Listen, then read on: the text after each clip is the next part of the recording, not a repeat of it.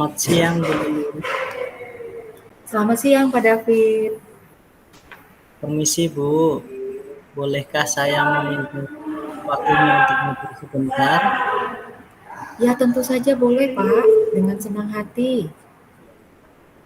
Terima kasih, Bu, bisa meluangkan waktunya untuk saya. Saya juga senang sekali Pak David mau bercerita dengan saya. Begini, Bu, akhir-akhir ini di kelas saya, beberapa murid tidak mengumpulkan tugas yang saya berikan. Saya bingung menghadapi situasi ini, Bu. Oh begitu ya Pak David. Kira-kira apa yang Pak David harapkan dari obrolan kita siang hari ini? Saya berharap saya bisa mendapatkan solusi dari permasalahan yang saya hadapi, Bu, agar murid saya tidak mengabaikan tugas yang saya berikan dan mereka memiliki motivasi belajar yang semakin baik. Baik, jika obrolan kita siang hari ini mendapatkan solusi dari permasalahan Bapak, apakah Bapak bersedia menjalankannya? Ya, Bu, tentu saja. Baik Pak David, coba ceritakan pelan-pelan permasalahan yang sedang Bapak hadapi. Begini, Bu, di kelas saya beberapa murid sering tidak mengumpulkan tugasnya. Padahal saya selalu mengingatkan murid-murid saya untuk mengerjakan tugas dan mengumpulkannya tepat waktu. Tetapi kenyataannya mereka mengabaikan tugas yang saya berikan, Bu. Oh, jadi masalahnya beberapa murid di kelas Pak David jarang mengerjakan tugas yang Bapak berikan. Kira-kira seperti itu ya Pak permasalahannya. Betul, Bu. Lalu apa yang membuat murid di kelas Bapak kira-kira jarang mengerjakan tugas yang Bapak berikan? Mungkin Pak David bisa menceritakan sedikit penyebabnya. Hmm, kalau saya perhatikan, Bu, murid saya itu seperti acuh, Bu, kepada saya. Mereka sepertinya kurang tertarik mengikuti proses pembelajaran di kelas saya. Oh, kira-kira menurut Pak David, apa sebabnya beberapa murid di kelas Bapak kurang tertarik mengikuti pembelajaran, sehingga ada sesuatu yang membuat mereka tuh malas mengumpulkan tugas? Bisa jadi karena metode mengajar saya, Bu, yang kurang tepat, sehingga kurang menarik perhatian murid-murid di kelas saya.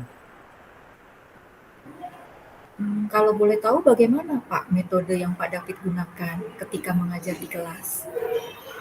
Saya biasanya mengajak murid bekerja dalam kelompok dan memberikan kesempatan kepada mereka untuk berdiskusi tentang materi yang saya berikan. Baik, kira-kira menurut Pak David, apakah metode itu sudah efektif bagi murid-murid di kelas Bapak? Kalau di awal-awal kegiatan pembelajaran, mereka tertarik dan sangat antusias. Dalam beberapa minggu ini mereka sepertinya mulai bosan, Bu. Baiklah Pak David. Jadi kalau boleh saya simpulkan, penyebab dari permasalahan Pak David ini karena murid yang mulai bosan dan kurang tertarik dalam kegiatan pembelajaran, sehingga berpengaruh pada motivasi belajar mereka dan menyebabkan mereka tidak mengumpulkan tugasnya. Betulkah seperti itu Pak David? Wah, ya Bu, memang betul seperti itu, Bu. Baik, kira-kira Pak David, solusi apa yang dapat Bapak lakukan untuk mengatasi hal tersebut? Sepertinya saya harus mengubah metode mengajar saya, Bu. Keputusan yang sangat baik Pak David. Lalu, sekarang apa rencana yang akan Bapak lakukan? Saya akan menerapkan metode mengajar yang lebih variatif, Bu, dan tentunya menyenangkan bagi murid-murid di kelas saya, sehingga mereka termotivasi untuk belajar. Luar biasa Pak David. Selain itu, hal apa lagi yang akan Pak David lakukan? Saya juga akan menggunakan berbagai sumber belajar dan media pembelajaran yang bervariasi sesuai dengan minat belajar murid. Oh ya, selain itu saya akan memberikan kebebasan kepada murid-murid saya mengumpulkan tugasnya dalam bentuk yang sesuai dengan minat mereka. Wah, itu ide yang sangat menarik Pak David. Kira-kira kapan Pak David akan melaksanakan rencana tersebut? Saya akan segera melaksanakannya, Bu, dalam beberapa hari ini. Mantap Pak David. Baik Pak David, setelah obrolan kita yang singkat siang hari ini, kesimpulan apa yang Bapak David dapatkan? Ya, Bu, ternyata saya dapat menemukan solusi dari permasalahan yang saya hadapi. Saya harus lebih peka dengan kebutuhan murid-murid di kelas saya. Saya akan menerapkan metode mengajar yang variatif dan menyenangkan, menyiapkan berbagai sumber belajar dan media pembelajaran, sehingga murid-murid akan lebih termotivasi untuk belajar dan mengajarkan tugas-tugas yang saya berikan. Baik sekali Pak David. Sekarang Pak David sudah menemukan solusi ya dari permasalahan Bapak. Apakah Pak David sudah merasa lebih baik saat ini? Puji Tuhan, Bu, saya sudah merasa lega. Terima kasih, Bu, sudah meluangkan waktunya. Sama-sama Pak David. Saya izin ke kelas dulu ya, Bu. Silakan Pak David.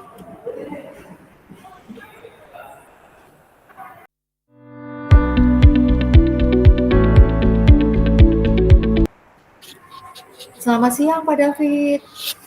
Selamat siang, Bu Lilis. Silahkan masuk, Bu. Ada yang bisa saya bantu? Iya Pak, saya ingin berbagi cerita tentang kegiatan belajar mengajar yang sudah saya lakukan hari ini di kelas saya Pak. Boleh, Bu, silahkan. Dengan senang hati. Terima kasih Pak. Bagaimana kabarnya hari ini, Bu Lilis? Puji Tuhan, saya dalam keadaan baik Pak. Puji Tuhan, Bu. Sepertinya saya melihat Bu Lilis tampak senang dan bersemangat sekali hari ini. Betul seperti itu, Bu? Iya Pak, betul sekali. Oh, begitu. Kira-kira apa yang Bu Lilis harapkan setelah melalui percakapan siang hari ini? Saya berharap Pak dapat meningkatkan kompetensi mengajar saya untuk kegiatan belajar mengajar berikutnya Pak. Wah, luar biasa, Bu. Semangat, Bu Lilis. Terima kasih Pak.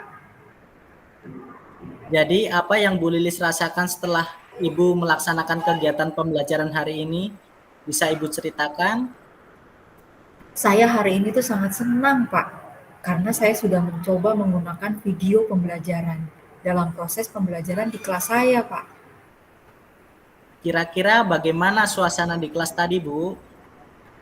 Wah, pokoknya seru sekali Pak. Murid-murid tampak aktif Pak.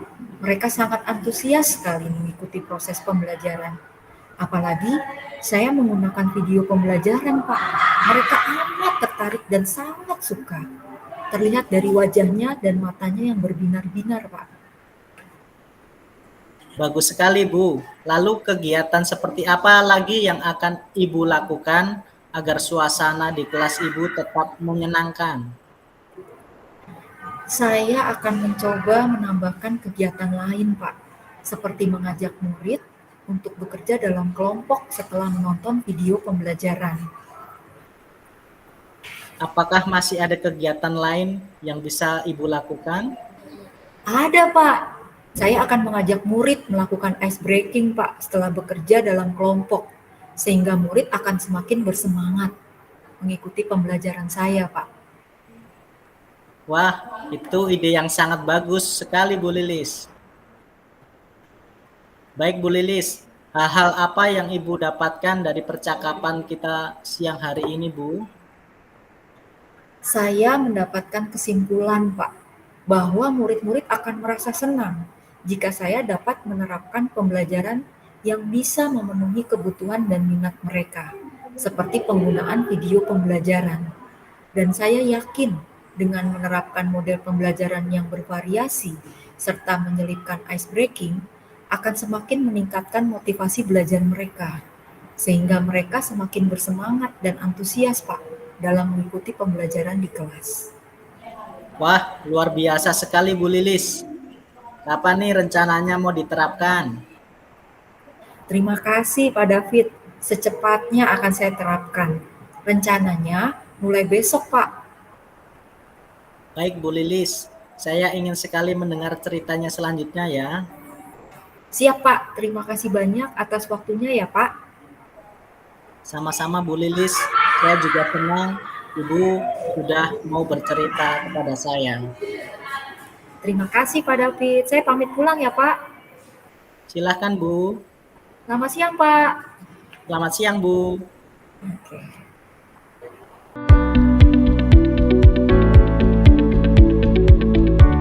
Pertanyaan pertama untuk refleksi diri, apa yang sudah berjalan dengan baik selama percakapan? Yang berjalan dengan baik selama percakapan adalah saya sudah lebih fokus pada koci, sehingga koci leluasa dan dapat bersikap terbuka.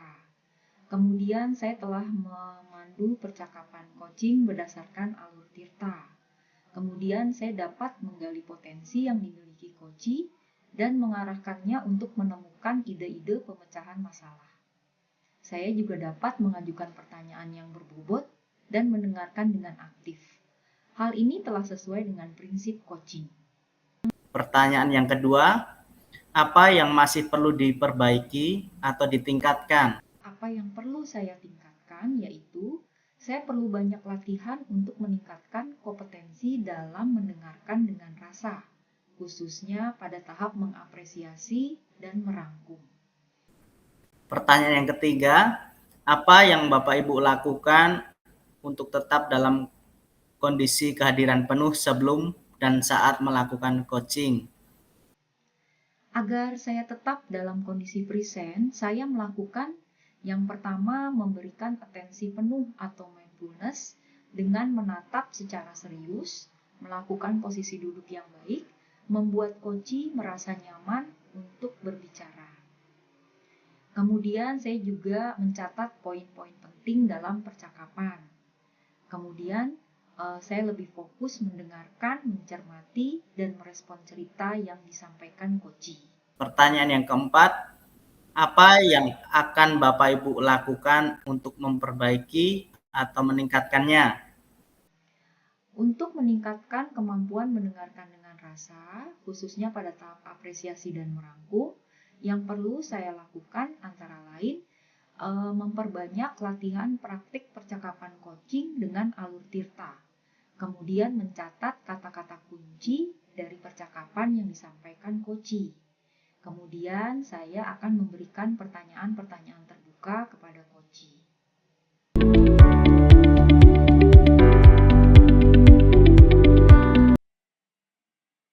Refleksi dari pertanyaan yang pertama, apa yang sudah berjalan dengan baik selama percakapan?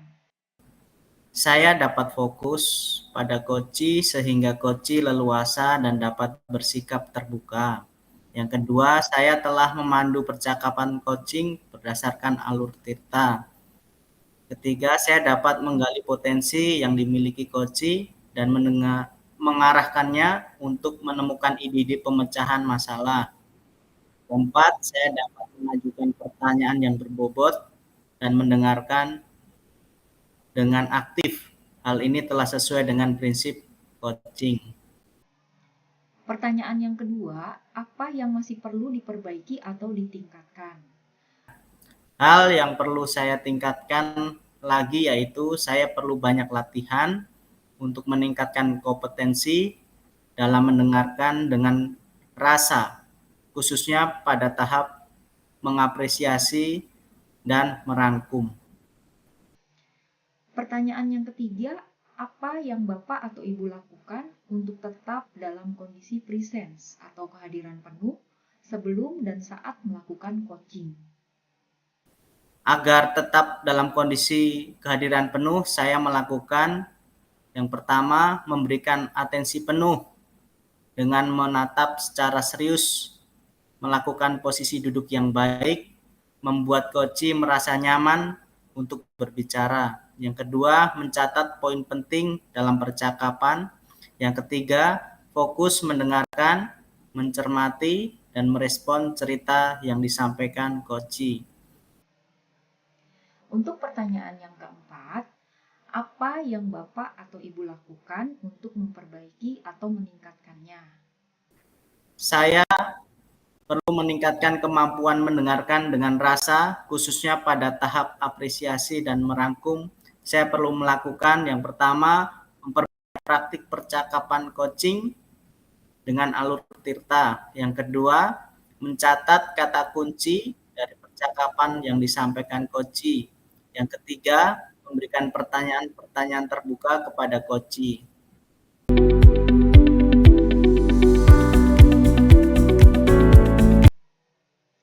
Umpan balik yang saya dapatkan dari coach saya yaitu saya merasa lega karena melalui percakapan coaching saya bisa menggali potensi yang ada dalam diri coach untuk saya gunakan dalam memecahkan permasalahan yang sedang dihadapi.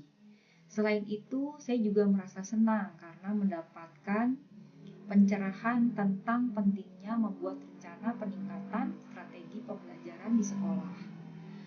Kemudian, saya juga dapat menentukan langkah-langkah apa saja yang dapat saya lakukan dan bagaimana saya bisa berkomitmen terhadap keputusan yang saya ambil. Umpan balik apa yang saya rasakan pada saat di coaching, umpan balik yang saya dapat rasakan di coaching yaitu saya merasa lega karena melalui percakapan coaching saya bisa menggali potensi saya yang kemudian dapat saya gunakan untuk memecahkan permasalahan yang saya hadapi. Selain itu juga saya merasa senang karena mendapat pencerahan tentang pentingnya membuat rencana peningkatan strategis pembelajaran di kelas.